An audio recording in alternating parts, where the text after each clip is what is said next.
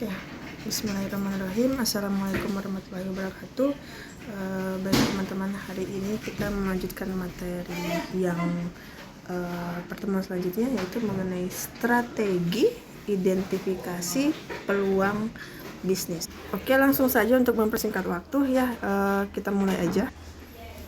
Jadi untuk tujuan pembelajaran hari ini yaitu kita membahas mengenai bagaimana peluang bisnis, karakteristik peluang seperti apa, bagaimana proses mengidentifikasi peluang, kemudian apa saja sumber peluang bisnis, kemudian kita mengeksekusi peluang. Oke.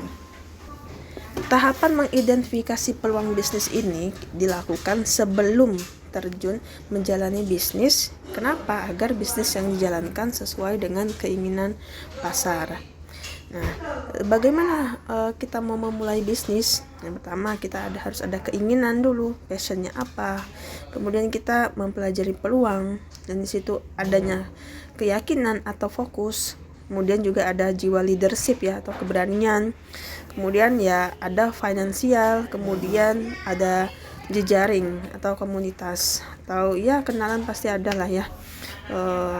Karena kita hidup bersosialisasi ya, memang jiwa manusia itu hidup bersosialisasi atau jejaring. Kemudian apa yang didapatkan adalah yaitu apa yang dipikirkan kemudian lakukan. Tuh. Peluang bisnis, kita bicara peluang bisnis itu apa? Peluang bisnis merupakan kondisi yang menyenangkan dan sangat menarik, dari namanya kan peluang ini, sehingga adanya muncul keinginan untuk membuat suatu produk, beberapa produk, jasa atau usaha baru. Nah, jadi sebenarnya kita melihat peluang itu tuh bagaimana? Kita bisa melihat kebutuhan pasar itu apa. Nah, itu kita bisa jadikan peluang. Jadi kalau ada istilah permasalahan, ya tentu permasalahan itu ada bukan peluang. Jadi peluang itu adalah kebutuhan pasar. Itu apa saja. Nah, itu kita bisa ambil sebagai peluang. Nah, di mana ada peluang itu? Jadi ini ada sumber inspirasi peluang. Jadi kita bisa coba nih, kita perhatikan dulu anggota tubuh kita nih. Kemudian apa aja sih hobi? Ini bisa ditanyakan sama diri sendiri, baru melihat pasar yang lain gitu ya. Hobinya apa, kemudian pengetahuan itu seperti apa, dan teknologi, pengalaman, lingkungannya di mana, apakah di komplek, kalau mahasiswa di kampus, atau yang bekerja di kantor gitu ya. Kemudian perubahan musim kalau di Indonesia ada ya musim hujan, musim ini ya, beda kalau di luar negeri ada musim salju dan sebagainya. Kemudian perubahan peraturan atau undang-undang, itu bisa jadi inspirasi peluang tuh. Kemudian kondisi penduduk. Nah, kondisi penduduk itu apa yang peluang yang bisa didapat dari itu. Jejaring permasalahan atau kebutuhan, kemudian informasi. Nah, karakteristik peluang itu apa aja? Yang pasti yang menarik, karena sesuatu yang menarik, kebutuhan itu bisa jadi peluang. Kemudian dia dapat bertahan lama, tepat pada waktunya, dan resikonya bisa terukur. Ini kita bagaimana proses mengidentifikasi peluang. Jadi kita lihat nih, ada kecocokan, ada gap, ada ide. Tuh. Jadi kecocokannya atau sumber peluangnya apa? Karakteristik pribadi atau tipenya seperti apa? Kemudian dari situ nanti ada peluang atau gap atau kemungkinannya. Nah, dari situ muncullah ide-ide baru dari adanya peluang tadi. Kita bisa ATM, amati, tiru, modifikasi ya. Nah, ini kalau minggu lalu kita bermimpi, kemudian ingin mimpikan apa yang kita inginkan gitu ya. Sekarang mimpinya berhenti dan mulai sekarang. Nah, itu ada quotes-nya. Jadi sekarang itu Anda tidak punya pilihan agar berhasil. Jadi ya udah dapat mimpinya, sudahi mimpi Anda, lalu now gitu, dan mulai bertindak itu segera sekarang gitu. Nah, kemudian kita masuk ke analisis SWOT. SWOT ini kalau dilihat dari gambarnya ada faktor internal dan faktor eksternal. SWOT. S-nya itu adalah strong atau kekuatan. W-nya itu weakness, kelemahan. O-nya itu opportunity atau peluang, itu masuk faktor eksternal. Kemudian T itu threat atau ancaman. Nah, faktor internal itu ya lingkungan internal, misalkan ya pada organisasi ya, baik organisasi sesuai dengan bidangnya. Kemudian faktor eksternal juga ya berarti lingkungan eksternal organisasi. Apa sih SWOT itu? SWOT itu adalah tadi kepanjangan dari strength, weakness, opportunities, threat. Nah, analisis SWOT ini adalah teknik dari perencanaan strategi untuk bisnis atau suatu proyek. Metode ini mempertimbangkan faktor internal dan eksternal guna menyusun strategi bisnis yang efektif. Jadi singkatnya SWOT itu adalah sebuah alat untuk menganalisis strategis yang digunakan untuk mengetahui apa saja kekuatan dan kelemahan internal serta apa saja peluang dan ancaman eksternal dari suatu usaha atau ide bisnis. Tuh. Nah, jadi kalau penjelasan singkat dari 4 komponen tadi, strength itu faktor internal yang kekuatan, apa yang menjadi keunggulan bisnis. Kemudian untuk weakness itu adalah kelemahan, apa aja faktor internal yang menjadi kekurangan atau keterbatasan, ya, di mana dia masuk kelemahan. Kemudian opportunities itu adalah faktor, kalau opportunities kan peluang ya, faktor eksternal apa saja yang dapat menguntungkan usaha. Gitu.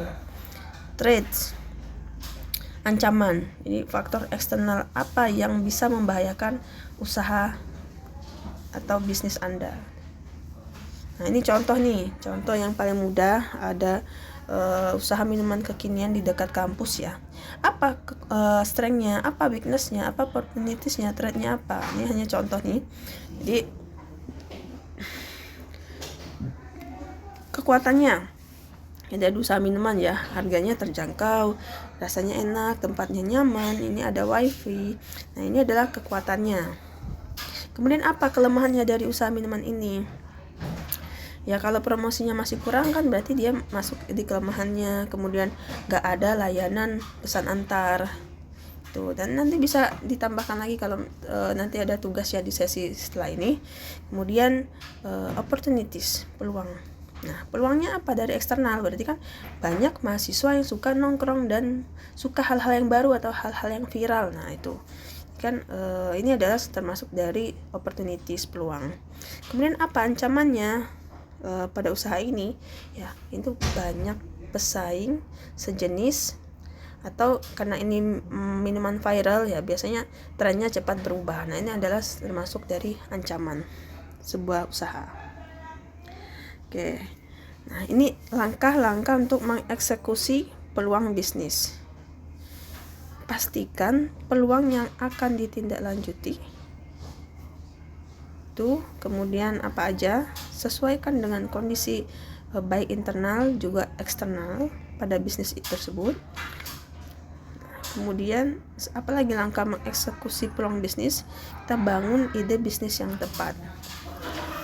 Kemudian susun perencanaan usahanya yang jelas.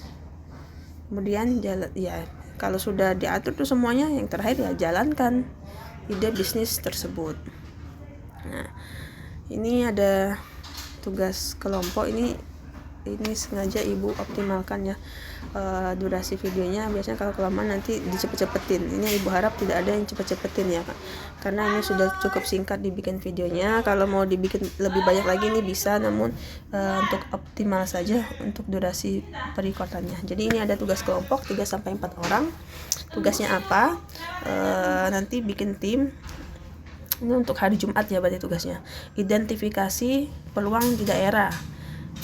Daerah ini ya bisa misalkan teman-teman tinggal di komplek perumahan atau ya di daerah perkantoran. Di sini kan juga banyak perkantoran. Juga di sini ada daerah wisata atau kampus yang dekat atau perkampungan, terminal dan pasar itu bebas ya. Ini hanya contoh daerahnya saja. Kemudian bagaimana maksud tugas ini? Jadi tim Anda diminta untuk mengidentifikasi peluang usaha atau kegiatan ekonomi di berbagai jenis daerah tersebut di atas ya. Pilih salah satu saja, cukup salah satu. daerahnya yang mana. Misalkan contoh nih, komplek perumahan tuh kira-kira peluangnya ada apa aja, ada jasa laundry, bisa warung makan, les private, toko kelontong dan sebagainya.